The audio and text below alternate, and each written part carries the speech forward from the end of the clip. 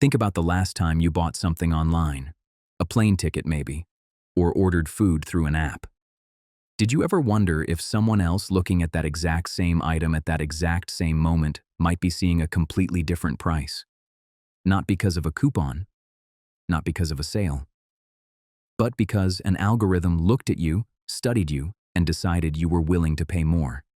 This isn't a conspiracy theory. This is surveillance pricing. And it's happening right now, powered by artificial intelligence, across almost every industry you can imagine.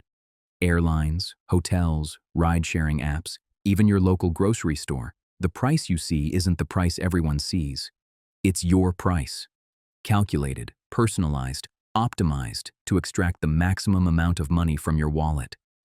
In this video, we're going to trace how a simple pricing strategy from the 1970s evolved into one of the most sophisticated and controversial business practices of the modern age. And by the end, you'll understand why AI isn't just changing how companies set prices. It's making everything more expensive for you.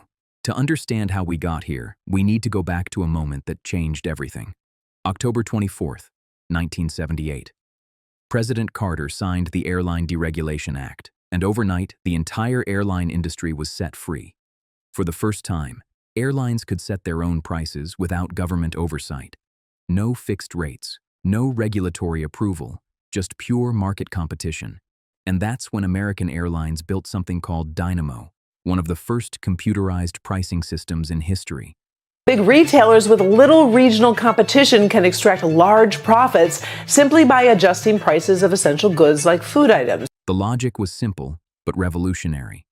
If a flight was filling up fast, raise the price. If someone booked close to departure, charge them more because they probably needed that seat desperately. If the plane was half empty, drop the price to fill it. By 1985, American Airlines reported revenue increases between 6 and 8% purely from this system. To put it into perspective, that's millions of dollars generated not by flying more planes or selling more tickets, but by selling the same seats at different prices to different people. And when the rest of the industry saw those numbers, they all followed. By the end of the 1980s, dynamic pricing had become the standard across commercial aviation. But airlines were just the beginning. In the 1990s, hotels saw what airlines were doing and realized they were sitting on a similar opportunity. Hilton was one of the first major chains to systematically adopt dynamic pricing. By 1997, they had a centralized system analyzing occupancy rates, booking patterns, and seasonal demand in real time. If a hotel in downtown Chicago hit 70% capacity for a weekend, prices rose automatically. If occupancy dropped below 40%, discounts kicked in. The results were immediate. Hilton increased revenue per available room by nearly 6% annually for 3 consecutive years. Empty nights in high-demand cities like New York and Los Angeles fell by 12%. The model worked so well that every major hotel chain adopted it within a few years. The principle was becoming universal. Prices should not be fixed. They should move, shift, adapt, respond.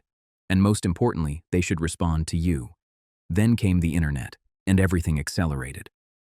In the mid-1990s, e-commerce platforms like Amazon began experimenting with something far more invasive than adjusting prices by time or location. They started adjusting prices by person. In the year 2000, a public controversy emerged when customers discovered that Amazon was selling the same DVD at different prices to different users. Some paid full price. Others saw a discount. If you're familiar with Uber, you're probably familiar with the term surge pricing. But a new report claims that Amazon may use surge pricing as well. The company called it a controlled test, a way to understand customer behavior. But what it really proved was this. Online retailers could now track you, study you, and charge you based on how much they thought you'd pay. Between 2000 and 2010, the data collection infrastructure exploded. Cookies, IP addresses, browsing history, purchase frequency.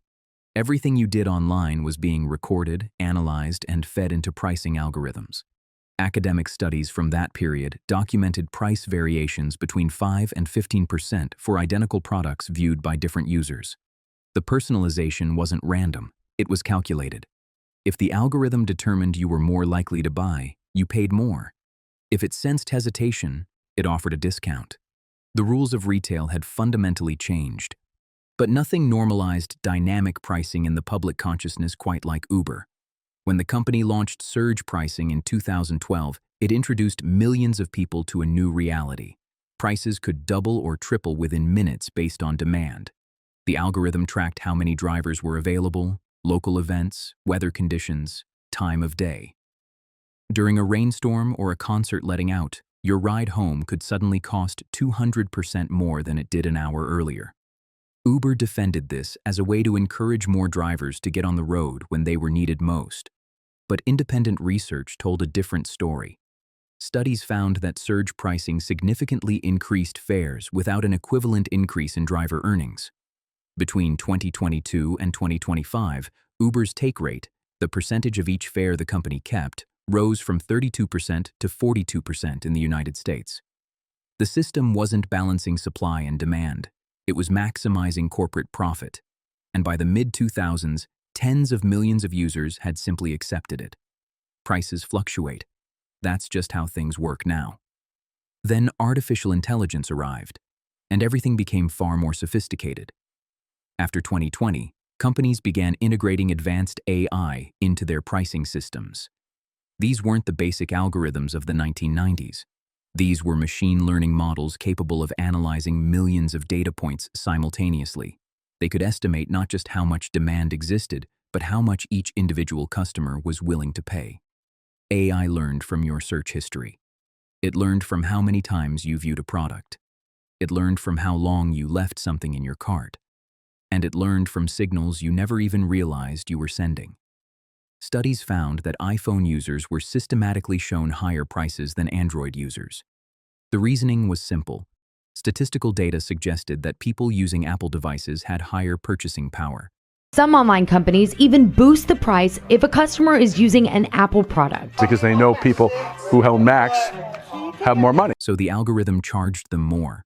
An independent analysis revealed that Uber could charge up to 6% more when a user's phone battery dropped below 15%. Why? Because people with low battery are more likely to accept the first ride offer without shopping around. They're desperate. And desperation, to an algorithm, is an opportunity. The most controversial development came between 2022 and 2025 when dynamic pricing spread to grocery delivery apps and digital supermarkets. A study on Instacart revealed that products could vary in price by up to 23% among different users viewing the same item at the same time. Nearly 75% of the products analyzed showed simultaneous price differences. Think about that for a moment. You and your neighbor could both be buying the same gallon of milk from the same app at the same moment, and one of you could be paying almost a quarter more. Not because of a promotion, not because of location, but because the AI decided one of you could afford it. Investigations by Consumer Reports found price differences of up to 116% for the same online product depending on the buyer's zip code. Wealthier neighborhoods paid more. Lower income areas paid less. The system wasn't blind. It was hyper-aware. And it was optimizing for profit at an individual level. By 2025, the infrastructure for surveillance pricing had become physical. Walmart and Kroger, two of the largest grocery chains in the United States, began replacing traditional paper price tags with digital shelf labels. Walmart announced plans to deploy these labels across 2,300 stores by 2026. These digital tags allow retailers to change prices instantly for thousands of items in just seconds. During peak shopping hours, prices rise. When foot traffic slows, they drop.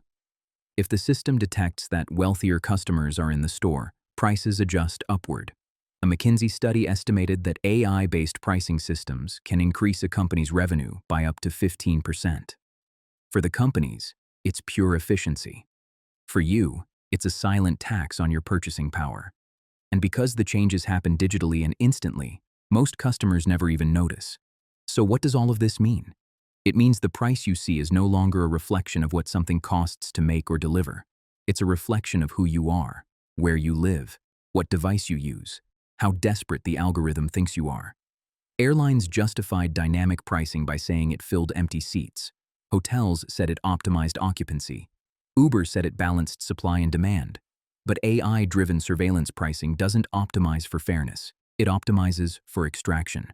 It charges you the maximum amount it believes you'll tolerate, and the more data it collects, the better it gets at squeezing every last dollar out of your wallet. Companies call this personalization. Critics call it discrimination. What do you think? Is this just efficient market pricing, or has AIC